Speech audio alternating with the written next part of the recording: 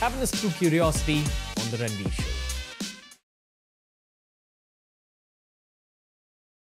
How do you explain Sanatan Dharma, Hinduism, Shiva, these concepts, mantras to your friends back home? Have you ever tried? Yeah. I'm nowadays, I've spent the last 2 years more in Europe, and I've actually done like big tours like Netherlands, UK, Denmark, Germany, so many places where I even conducted master classes on, say, mantras or secrets of karma, all these kind of topics. Imagine I'm someone who's born and raised in Europe and I've never heard of these things. How do you explain all these things to me? Because my only perception of God is what I have heard since childhood. I've never even heard of Shiva, hypothetically speaking. Because the thing is, when you grow up in India, you take these things for granted. Oh yeah, Shiva. Oh yeah, Vishnu. Oh yeah, mantras. Yeah, we know what that is. That's because you're born in this culture. What about the people outside? How do you explain the 101 of this? So, for example, when you talk about Shiva or any Devata, how I introduce it, that I say that I tell them a little bit about the rishis. No? That in India, ancient times, they had sages, saints, who went into a deep state of meditation where their intuition became so clear that by taking their attention to something, the knowledge of that would unfold itself. And then I tell them, of course, this sounds a little abstract, but to give an example, we have these scriptures on astrology, astronomy, Ayurveda, so much, where we have practical knowledge, where, for example, they spoke about the different moons of Saturn, even though our modern telescopes have only been able to physically confirm or perceive that in the last few decades.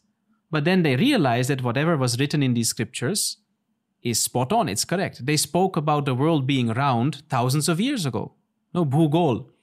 Even if you see some of these statues and descriptions where the Varaha avatar, where Vishnu lifted the earth from the waters, they say earth was round. And in the West, they only found out a few hundred years ago when you keep sailing and you don't fall off. It sounds very bad to put it like that, but to put it bluntly. So they had this knowledge of Ayurveda, of so many things, but that knowledge was downloaded, you can say, from the universal consciousness, or it was intuitive knowledge. And so I said that they had this knowledge of how to go deep into meditation, to clear their mind to such an extent that they were able to tap into that. And then when we talk about mantras and devatas, I said there are so many different types of mantras. The knowledge of mantras also came from the rishis. And to such an extent that the definition of the word rishi is a mantra drashta. It's one who has seen the mantra, who has perceived the mantra. It's not a mantra karta, it's not the one who has created it. So, like how we had, people know this story maybe from school, Newton, and the law of gravity, where he was sitting under a tree, one apple fell and he figured out. So, Newton did not see something fall for the first time. Things keep falling all the time, even apples. He would have seen it so many times. But at that moment, if the story is true as it is told, he was sitting under the tree, he was chilling, he was very peaceful. He saw one apple fall down, and at that moment, his mind, his intuition was so clear that he did not just see the apple fall, he also saw that there is a principle behind it that is causing this apple to fall. And then he was able to work it out as what we now know as the law of gravity in physics. And because he was able to do that, now any of us can use that, and people are using it. So in the similar way, not exactly same, you could say that he was the rishi of the law of gravity. Because he didn't create gravity, he didn't invent it, but he was able to perceive it so clearly and then share it in such a way that we can use it. Now, of course, in the Vedic scriptures also they talk about gravity and all that already, that's a different thing. But the point is that the rishis were able to perceive these mantras in that state of meditation where they say, okay, these sounds have this kind of impact, definite specific impact on our body, on our mind, on the environment. And they shared that. And the beauty is that they said, okay, there is one universal consciousness or one substratum of this creation, but there are all kinds of vibrations. If you look at string theory also, it's vibration, it's energy that is vibrating in so many ways. So these natural forces or these universal cosmic energies, they call it devatas. So they say a mantra invokes a certain energy or resonates with a certain frequency, and they call it a devata. And then you can have Ganesha, or you can have Shiva, or there are so many. And then usually I explain a little bit about Ganesha, for example, that at some point they started depicting these devatas because it became a little difficult for people to relate to something as abstract as a cosmic energy. In the ancient days, they had yagyashalas. They used to worship with mantras. They didn't have all the murtis and everything yet. The temples, the mandirs, as we see it now, in those days, it was not the same. The rishis had yagyashalas. But then at some point for people, it became very abstract, not just a mantra. So they said, okay, how to make a visual depiction of what this energy does. So if we say Ganesha, elephant head, well, one of the reasons is because it gives you that knowledge, awareness, that full awareness, all this knowledge. So to put all that knowledge and awareness, you need a very big head. Otherwise, it doesn't fit. Now, what's the biggest head you could find? Okay, elephant. There's no animal that was walking. Dinosaurs were gone already. So what has the biggest head? Okay, elephant. And there are many things, like it has a trunk, right? Ganesha has an elephant head has a trunk. And that has two functions. It's a karmendriya. It is something with which you can grasp, you can act, organ of action. It's also a jnanendriya. It's something with which you can perceive, you can gain knowledge. So where action and knowledge come together, move together, that is one of the things that Ganesha symbolizes. Because if you want to prevent obstacles or problems, or you want to resolve them, solve them, you need to have the right knowledge of what is the problem, what is the solution, but you also need to act. Because there are many people who know how things should be. They can keep complaining, government should do this, people should do that, but sitting at home and having all this knowledge is no good if you don't act. And some people will be very active, but if they don't have the right knowledge how to go about it, you can, overthrow a dictator, but if there's no plan B, you get chaos, the situation becomes worse. So then you can explain to people that, okay, for example, if we make it very simple, Ganesha or Ganapati is that energy or is the mantra that kindles this quality in you where you get that broader understanding, the knowledge, as well as the right action to overcome your problems or to prevent them. So we've just touched upon a few things, but that way I explained that, they had a beautiful way to depict it. So all these descriptions, and you've had podcasts with people who've spoken about it in detail, how even different forms of Ganapati, for example, represent specific aspects, whether he is standing, sitting, lying down. You have a Shakti Ganapati and so many things. And each of them is like a visual, you can say, user manual for those specific mantras, that those who have been at least taught a little bit about these things, just by seeing that description or hearing the description, then, he's holding this kind of weapon, or he's sitting on this kind of vahana, vehicle, or he's having this kind of dress. They know exactly, okay, so this mantra can be used for this and this and this. This is what it will do. Did the deities come first or the mantras? So the thing is, the mantra is the deity. It is the energy. And the forms is what was revealed to the rishis. That's how they depicted it. But basically, because they say the devatas, they have a mantra sharira. Their body is the mantra. And in the Vedas, there is a nice story also where at some point they covered themselves with chandas, with the rhythm for the Vedic mantras, the intonation, because they wanted to hide from death. But then death is very smart. But the point there is that if you don't know the proper intonation, pronunciation, you cannot see the devata. No? That makes it complete. So the mantra, yes, the pronunciation has to be proper, intonation has to be proper. Then you get access to those energies. But then in the West, I tell people, so there are these different energies and we can use it for different purposes. And the beauty is that then usually one of the mantras that I feel is both very accessible and at the same time which is very potent is Om Namah Shivay. So I explain to them some of the benefits of the mantra, how they can chant it, and then we chant together 108 times. I actually make them do that. And then... Can you talk about the mantra? Yeah. But then they get the experience. It's amazing. So what I usually explain to them is that, okay, why this mantra is so useful. And I go a little bit into Ayurveda, into Jyotish, into Vastu Shastra, because Namah Shivaya, these 5 sounds are connected to the 5 aspects of Shiva that are known as the Pancha Brahma, his 5 faces. And these 5 forms of Shiva, they are called Sadyojata, Vamadeva, Aghora, Tatpurusha, and Ishana. Now, each of these aspects of Lord Shiva governs one of the elements, the Pancha Mahabhuta, that this creation is made up of. So I tell them that from the Vedic perspective, one way to look at this creation is that it is made up of these 5 elements in subtle form, combinations, permutations, including our body and mind. And these forms of Shiva are the Adhishtata, the ones that rule it. So through this mantra, what we do, we invoke these different aspects of Shiva, their blessing, who govern these elements to balance it. And we add Om. Om is the sound of creation, the vibration of consciousness itself. So then you align those 5 elements with consciousness, it brings a harmony. And why is that so useful? Because practically speaking, if you look from an Ayurveda perspective, our body and mind is made up of these 5 elements, different combination, permutation. If you go to a good Ayurvedic doctor, they can tell you about any of your health conditions or problems or imbalance, that, okay, this is an imbalance of these elements. And through this diet, through these lifestyle changes, through these treatments, we can balance them and then you are healthy. That is how you bring the health back. And we look differently because that combination is slightly different. We are a different cocktail. So you're born with a Prakriti, with a certain constitution.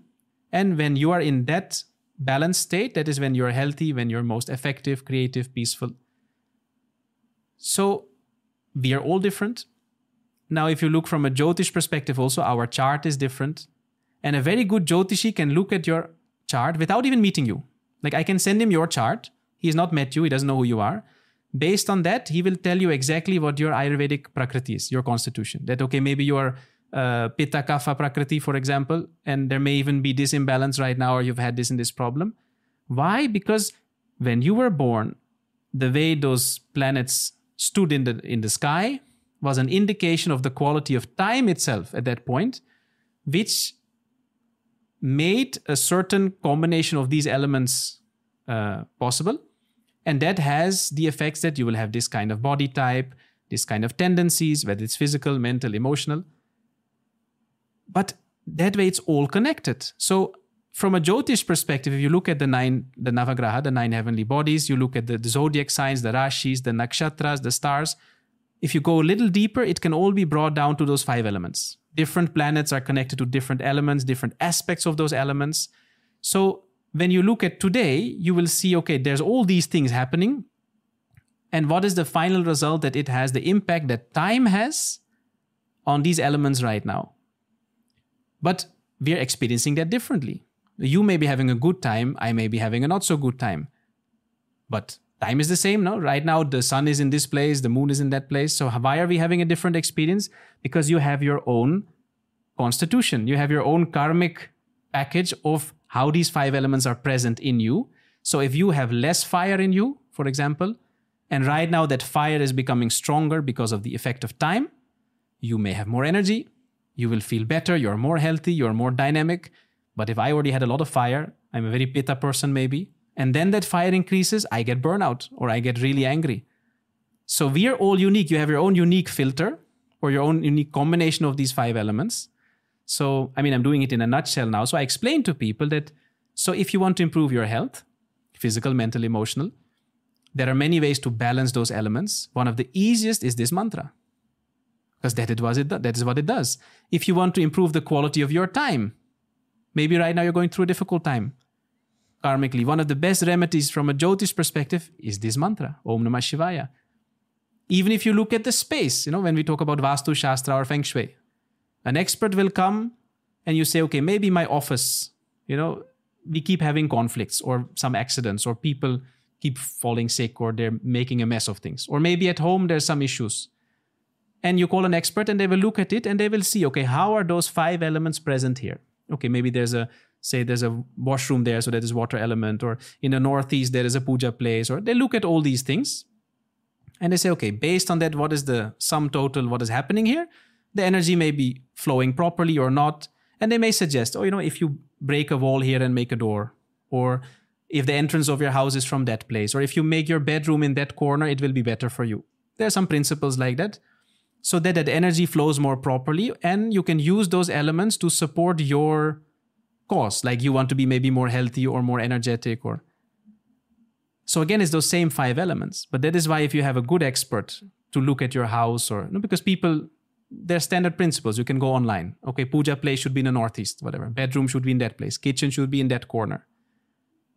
But this is the general stuff. Then you're not taking into consideration your unique package, because you are living there. So if you say Ranveer has he needs some more fire element, for you it may be very good to have your bedroom in the place where the fire element is stronger, because that means in the morning you wake up more energetic. Or if that is your workplace, whole day you'll be much more productive. While for another person who already has a lot of fire, you stay away from there, because there if you go and sit and work, you'll keep getting angry at people. Too much fire. So it's very specific, it's very personal. But the beauty is then in such a complicated thing, if you want to balance the effect of the place, this is one of the best mantras. You travel a lot, maybe. I travel a lot, definitely. You stay in so many places, whether it's a hotel or this or that. Sometimes it may be a 5-star hotel, but the vibe is not great. I'm sure you've had this experience, no? You go to bed, you have all weird dreams. You can't help it, because who knows what has happened there or what kind of place. Some places you go, you feel so nice. Say maybe you visited some ashram somewhere or some temple or some church, and you just sit and you feel so peaceful. Or just a nice cabin in the woods, who knows. So place has an impact. But then what do you do? If you're somewhere where it's not great, maybe you can't change it. You have a mantra, no? So I give people this like an overview, and then I say, now let's experience. And you won't believe, just people who have never done anything with any of this, you make them chant Om Namah Shivay 108 times with the eyes closed. We do it together. Then I guide a short meditation after that. People come up and share such profound experiences. And that is something, that I really feel I've seen the same, whether it is with meditation, whether it is with yoga. This is really something that is for everybody. It's not about that you have to believe in it. This is how it works. This is how mind works. This is how consciousness works, how the body works. And that way, there are no barriers. We've had people coming to, say, in our ashrams, say in Bangalore, our Art of Living ashram, and other places, sometimes we have a Rudrabhishek, for example, or Shivaratri celebration, Navaratri celebration. People come from all over the world, thousands of people, from Russia, Mongolia, US, South America, Africa, Europe. These people don't know Sanskrit. Forget about Vedic Sanskrit. Some of them don't even know English. Hindi, definitely not. They come, they sit there, they close their eyes, they listen to the chanting. Now we have the Pandits chant the mantras, and they go into deep meditation. And I remember for me, it was the same. The first time I came there, this was in 2004, first time I came to Bangalore, and there every Monday we have a Rudrabhishek. So they chant the Rudram, Namakam, Chamakam mantras and all of that. I just closed my eyes for a moment, and for half an hour I was gone. So these mantras, that sound vibration has that effect. You don't have to understand it, but it puts you in a deep state of meditation. It takes you to higher states of consciousness, which doesn't happen with other things. You can put Michael Jackson, Honey Singh, Britney Spears, Justin Bieber, whatever you want. You put it nicely, loudly, close your eyes and sit. You don't go into meditation. Something else may happen, but so there is something, about this. And there are many things, but that has made me fall so much in love. Not just that, also that part recognition, but this ancient knowledge and this wisdom, whether we call it Sanatan Dharma or the Vedic tradition, or it has so much power. And I've seen that also when you want to learn these things, because there may be many people who are keen to learn, many are seeking. I've seen whether it is Jyotish, astrology, whether it is Ayurveda, whether it is knowledge of yoga, of Vedanta, Upanishads, or anything. If you have a proper teacher like a guru, an acharya, and you have a parampara, the tradition, that again takes it to a very different level. Because I've seen that this knowledge is so vast that one, you need all the help you can get. But when there is a blessing of a parampara behind it, when the guru is there or a lineage of gurus is there, that will carry you. And I've seen, because I meet so many people, and sometimes they ask me, we have a conversation, how in such few years you have learned so many things. Many things, even I don't know where it came from. Like you said, something will open up, but I've seen that when that parampara is there behind it, that really makes a difference. And if you see the scriptures, everywhere they say the same thing. Learn this from a guru. Learn this from a teacher. Because they've only put some of the things. They don't put all the things. Some things you have to get through that. But it's not just the knowledge. It's the consciousness behind it that works. When someone is giving you the knowledge from their own experience, then it hits a very different chord. So, yeah. I've spoken about this on the show earlier, but the first time I sat for an Om chanting meditation. Okay, so when you say the word Om, it has an impact on the environment, but it especially has an impact on your own body, on your mind, your throat box, your voice box, your soul. Eventually, and this is very Indian urban perspective, you begin to open yourself up to mantras like Om Namah Shivay.